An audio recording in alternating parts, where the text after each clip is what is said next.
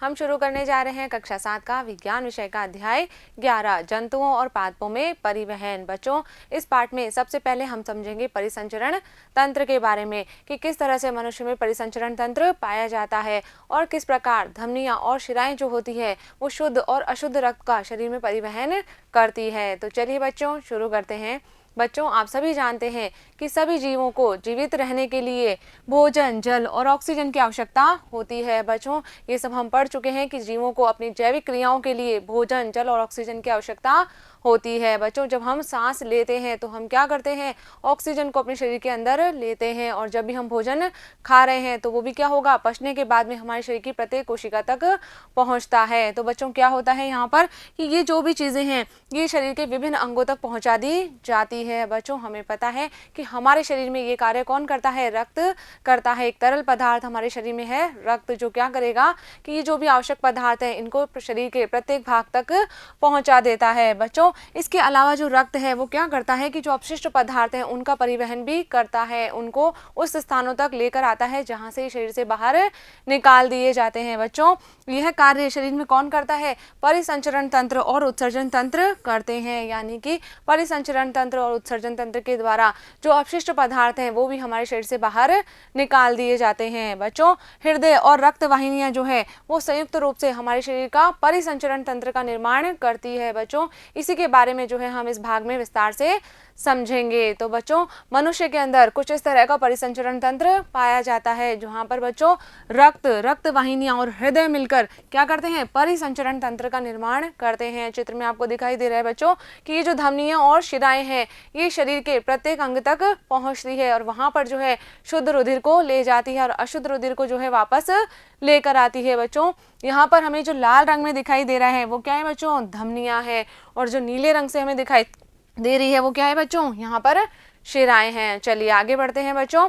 अब हमें समझ में आ गया कि जो परिसंचरण तंत्र है ये क्या करेगा, हमारे शरीर के लिए उपयोगी पदार्थों का परिवहन करेगा, प्रत्येक कोशिका तक इन उपयोगी पदार्थों को पहुंचाएगा और इसी के साथ साथ जो अपशिष्ट पदार्थ हैं उन्हें वापस भी लेकर आएगा। बच्चों, ये कार्य कौन करता है, यहाँ पर रक्त करता है। रक्त क्या है बच्चों, एक तरल पदार्थ होता है जो क्या करता है, शरीर में विभिन्न पदार्थों का परिवहन जो होता है वो प्रत्येक कोशिका तक करता है। बच्चों, सबसे पहले क्या करता है ये कि जो हमारा पचित भोजन है वो कहाँ पर पच गया था, शुद्रांत के अंदर अवशोषित हो जाता है। पूरी तरह से शुद्रांत के अंदर भोजन का पाचन हो जाता है और वहीं पर ही क्या होता है, इसका अवशोषण भी होता है। तो बच्चों, रक्त जो है वो वहां से जो है भोजन को, पचित भोजन को ग्रहण करेगा और शरीर के अन्य भागों तक ले जाएगा, सभी कोशिकाओं तक जो है वो इस पचित भोजन को पहुंचा देता है।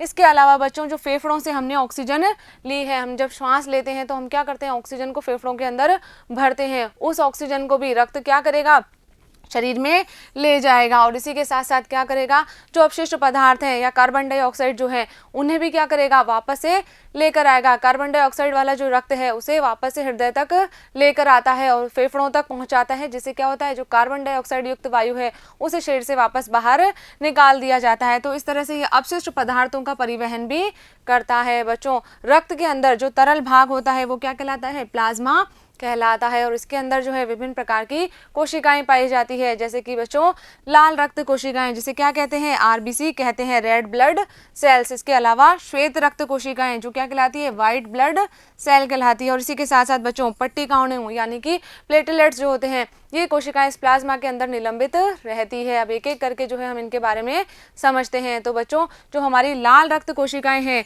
उसमें क्या होता है, लाल रंग का एक वर्णक पाया जाता है और इसी कारण रक्त का रंग कैसा होता है, लाल होता है। कौन सा वर्णक होता है बच्चों, ये हीमोग्लोबिन होता है। देखिए बच्चों, इस तरह की हमारी जो है वो लाल रक्त कोशिकाएं होती है, गोलाकार की होती है और चपटी होती है। बच्चों, यहाँ पर हीमोग्लोबिन क्या कार्य करता है, ऑक्सीजन को ये संयुक्त करता है और क्या होता है, शरीर के विभिन्न भागों से होता हुआ प्रत्येक कोशिका तक इस ऑक्सीजन युक्त रक्त को पहुंचा देता है। चलिए आगे बढ़ते हैं। नेक्स्ट है बच्चों श्वेत रक्त कोशिकाएं। ये क्या करती है बच्चों, रोगाणुओं को नष्ट करती है। जो भी रोगाणु हमारे शरीर में प्रवेश कर जाते हैं उन्हें नष्ट करने का कार्य कौन करती है, ये श्वेत रक्त कोशिकाएं। इस तरह की होती है बच्चों, सफेद रंग की।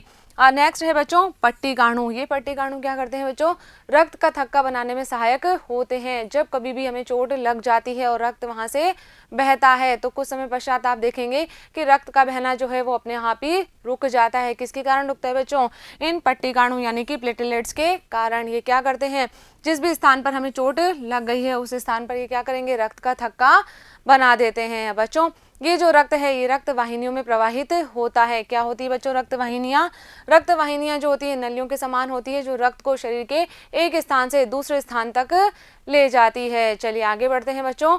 आगे हम बात कर रहे हैं कि जब हमने अंतः श्वसन के समय फेफड़ों में क्या किया था, ऑक्सीजन भरी थी, तो हमारा जो रुधिर था वो कैसा हो गया था, ऑक्सीजन युक्त रुधिर हो गया था। बच्चों अब क्या होगा कि रक्त इस ऑक्सीजन का परिवहन करेगा शरीर के विभिन्न भागों तक। और जब हम उच्च वसन के समय क्या करते हैं, कार्बन डाइऑक्साइड गैस बाहर निकालते हैं, तो वो किस तरह से निकाली जाती है कि जो कोशिकाओं के अंदर जो कार्बन डाइऑक्साइड बन रही है या फिर अन्य अपशिष्ट पदार्थ बन रहे हैं उन्हें भी क्या होगा, वापस इस रक्त को हृदय में लाया जाएगा। और क्या होगा, हृदय से होता हुआ ये कहाँ पहुंच जाएगा, फेफड़ों में चला जाएगा और फेफड़ों के द्वारा कार्बन डाइऑक्साइड गैस को बाहर निकाल दिया जाएगा। यानी कि क्या हो रहा है यहाँ पर, जब हमने अंतः श्वसन किया तो हमने ऑक्सीजन को अंदर लिया, तो क्या होगा, ऑक्सीजन जो होगी वो रक्त के हीमोग्लोबिन के साथ में जुड़ जाएगी और रक्त जो है इस ऑक्सीजन का परिवहन शरीर के विभिन्न भागों तक कर देगा। अब क्या होगा, जब ऑक्सीजन का उपयोग हो गया है और कार्बन डाइऑक्साइड का निर्माण यहाँ पर हुआ है तो रक्त क्या करेगा, उस कार्बन डाइऑक्साइड को भी अपने साथ में जोड़ लेगा और उस कार्बन डाइऑक्साइड युक्त रक्त को कहाँ लेकर आएगा, हृदय में लेकर आएगा। हृदय से होते हुए जो रुधिर है फेफड़ों तक पहुंच जाएगा और क्या होगा, वहां पर जो कार्बन डाइऑक्साइड गैस है वो फेफड़ों के द्वारा बाहर निकाल दी जाएगी। तो इस तरह से रक्त जो है वो शुद्ध और अशुद्ध रुधिर का परिवहन यहाँ पर हो रहा है। किसके द्वारा, परिसंचरण तंत्र के द्वारा। चलिए आगे बढ़ते हैं बच्चों। आगे हम बात करें कि हमारे शरीर में दो प्रकार की रक्त वाहिनियां पाई जाती है। कौन कौन सी बच्चों, धमनी और शिरा। बच्चों धमनी क्या करती है, जो ऑक्सीजनित रक्त है यानी कि जो शुद्ध रुधिर है उसको प्रवाहित करती है, शरीर के विभिन्न भागों तक पहुंचाती है। जबकि जो शिराएं होती है ये क्या करती है बच्चों, जो कार्बन डाइऑक्साइड वाला रुधिर है यानी कि जो अशुद्ध रुधिर है उसे क्या करती है, कोशिकाओं से हृदय तक लेकर आती है, शरीर के विभिन्न भागों से कहाँ ले जाएगी, हृदय तक ले जाती है। तो बच्चों धमनियां क्या कर रही है, यहाँ पर ऑक्सीजन समृद्ध रक्त को शरीर के विभिन्न भागों तक ले जाती है यानी कि हृदय से शरीर के विभिन्न भागों तक शुद्ध रुधिर को पहुंचाती है। वहीं पर शिराएं क्या करती है बच्चों, शिराएं जो होगी वो कार्बन डाइऑक्साइड समृद्ध रक्त को शरीर के विभिन्न भागों से वापस कहाँ ले जाएगी, हृदय में ले जाती है। बच्चों जो धमनियां होती है उनके अंदर रुधिर का प्रवाह तेजी से होता है और उच्च दाब पर होता है, इसीलिए जो धमनियां हैं इनकी भित्ति कैसी होती है, मोटी और प्रत्यास्थ होती है। जबकि जो शिराओं की भित्तियां हैं वो कैसी होती है बच्चों,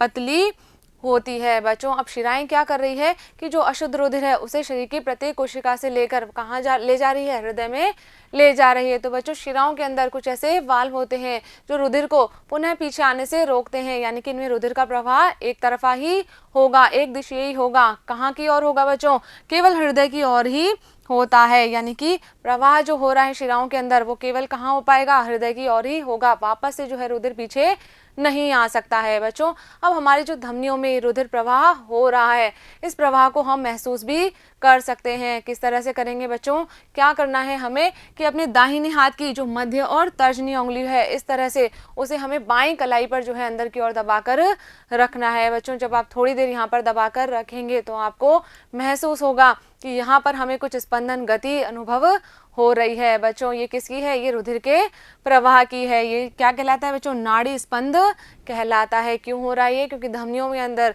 रुधिर का प्रवाह हो रहा है। इस तरह से जब आप अपने दाहिनी उंगली को बाहिनी हाथ पर रखेंगे तो आपको जो है ये स्पंद महसूस होगा। बच्चों प्रति मिनट स्पंदों की संख्या क्या कहलाती है, स्पंदन दर कहलाती है। और किसी भी स्वस्थ व्यक्ति में विश्राम अवस्था के अंदर ये स्पंदन दर कितनी होती है बच्चों, 72 से 80 स्पंदन प्रति मिनट होती है। बच्चों अब हम बात कर रहे हैं कि धमनियां क्या करेगी, शुद्ध रुधिर को शरीर के विभिन्न भागों तक ले जाती है। तो बच्चों ये जो धमनियां होती है ये आगे जाकर छोटी छोटी वाहिनियों में विभाजित होती है और ऊतकों में पहुंचती है और ऊतकों में पहुंचकर ये और भी अधिक पतली नलियों में विभक्त हो जाती है। क्या कहलाती है बच्चों ये नलिकाएं, केशिकाएं कहलाती है। चित्र में आप देख सकते हैं बच्चों ये जो धमनी है ये आगे जाकर और भी पतली पतली नलिकाओं में विभक्त हो गई है जो केशिकाएं कहलाती है। बच्चों ये जो केशिकाएं होती है वापस मिलकर शिराओं का निर्माण करती है। जो शिराएं क्या करेगी, रुधिर को जो है वापस से हृदय में ले जाती है। चित्र में देखते हैं बच्चों कि क्या हो रहा है यहाँ पर। हृदय से धमनी क्या करती है, शुद्ध रुधिर को जो है वो